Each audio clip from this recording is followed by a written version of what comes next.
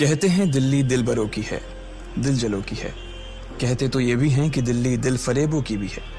और लकी यानी कि लक्ष्मण लाल अग्रवाल में ये सारे गुण मौजूद थे। लोग उसकी शक्ल को देखकर ही कह देते थे, अबे दिल्ली से हो क्या। लकी वैसे दिखने में स्मार्ट और अट्रैक्टिव था, पर जेब से खस्ता हालत होने की वजह से रहता बेहद सिंपल तरीके से था। शर्ट का रंग उड़ा हुआ और पैंट से पैबंद जुड़ा हुआ।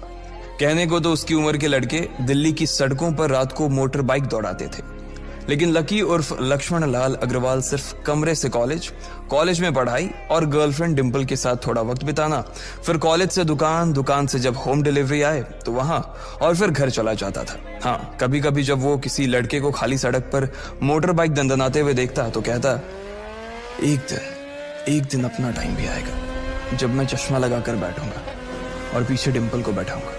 देखना, जब वो मेरी कमर में अपना हाथ कसेगी और मैं तेजी से मोटरसाइकिल को इंडिया गेट के आसपास दौड़ाऊंगा, तो सारे दिल्ली का दिल हम दोनों को देखकर जलेगा।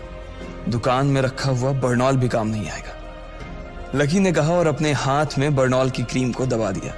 जैसे ही उसने क्रीम को दबाया, उसका क्रीम बाहर आ गई। अबे गाधे, क्या कर रहा है? वो कोई स्पंज की गेंद है क्या जो उसे दबा रहा है? दुकान के मालिक ने उससे फटकारते हुए कहा और उसके सर पर एक चपत लगा दी। Sorry sir. लकी ने अपना सिर बचाते हुए कहा। वो खरौल बाग में स्थित एक छोटी सी मेडिकल स्टोर पर काम करता था। उसकी दुकान का नाम था चमन मेडिकल स्टोर और उसके ओनर का नाम था चमन लाल। लकी पिछले 5 साल से इन्हीं की दुकान पर काम कर रहा था। यहाँ इस छोटी सी शॉप पर काम करना उसकी मजबूरी थी। लाइफ में कंगाली की वजह से उसे कॉलेज में पढ़ाई पूरी करने के लिए पार्ट टाइम जॉब करना था।